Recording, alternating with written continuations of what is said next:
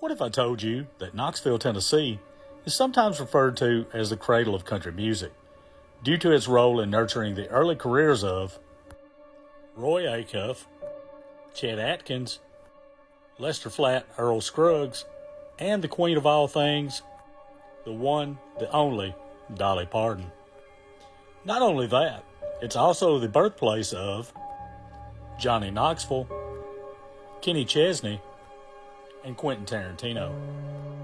But then what if I told you that Knoxville was also home to the Bijou Theater, the third oldest building in the city and one of the most haunted theaters in Tennessee? Welcome to Ghosts of Tennessee, and this is the haunted Bijou Theater.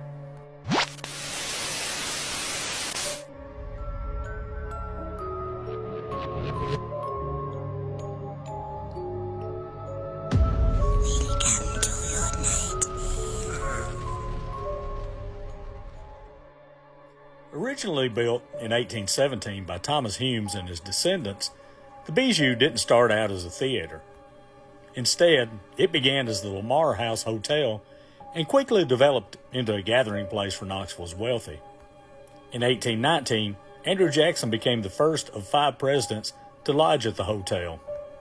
And in the early 1850s, local businessmen purchased and expanded the building into a lavish 75-room complex.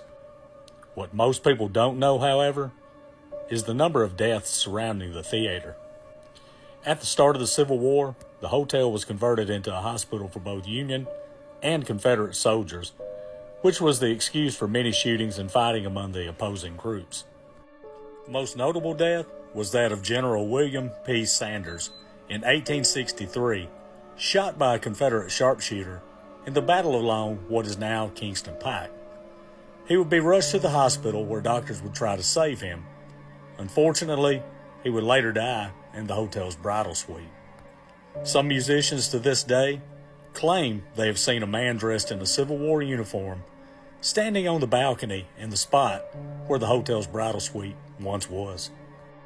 In 1909, the rear wing of the building was replaced by the Bijou Theater structure, entered through a new lobby cut through the hotel building from Gay Street.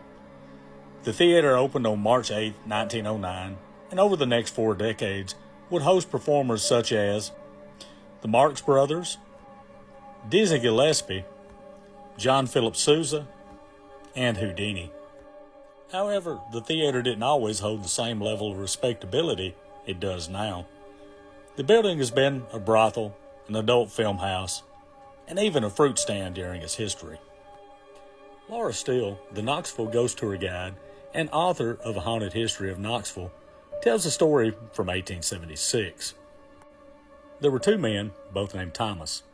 Thomas Sneed, who operated the Lamar House Hotel, and Thomas Atkins, who operated the Atkins Hotel. At about 3 o'clock in the morning, after an all-day party and a night of drinking at the Lamar House, Thomas Atkins was just looking for some water to drink. So he made his way to the Lamar House, where he ran into Thomas Sneed. Sneed jokingly replied, "What do you want water for when you can have a man's drink?" Atkins, taking this as an insult, became infuriated, and a shoving match began. In the midst of all this, Sneed shouted, "Atkins is pulling a knife on me." The crowd turned to see what was happening, and Atkins replied, "I don't have a knife. I don't need it against him." Sneed quickly pulled back his coat jacket, revealing he had a pistol tucked in his pocket. Atkins, becoming more enraged, grabbed Sneed by his jacket and slammed into him. But when Sneed got up, he pulled his pistol and shot Atkins in front of everyone. And despite a room full of witnesses and Sneed standing over the dead body holding his pistol, he got off with a claim of self-defense. Today, the rivals are buried just feet apart in Old Gray Cemetery, but that doesn't mean their spirits stay there. Steele says if you're ever in the Bijou and it's late at night and you hear footsteps where there ought not to be footsteps, just pull out some water and you'll be safe. She believes Thomas Atkins roams the theater still thirsty more than 140 years later. Another story comes from a lady who was cleaning one night. She had finished cleaning the women's bathroom and had made her way over to the men's when she saw a man standing there in a uniform with gold buttons down the front. It was so solid, There was a gleam on the buttons. "I saw him and I just ran," she said. "I didn't know I could run that fast." Once she had calmed down, she realized that it had to be the ghost of William Sanders.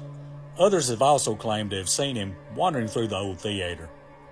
One psychic claimed that the women's bathroom, not the men's, is the most haunted in the building, and several people have claimed to have felt a tug on their clothes as they entered.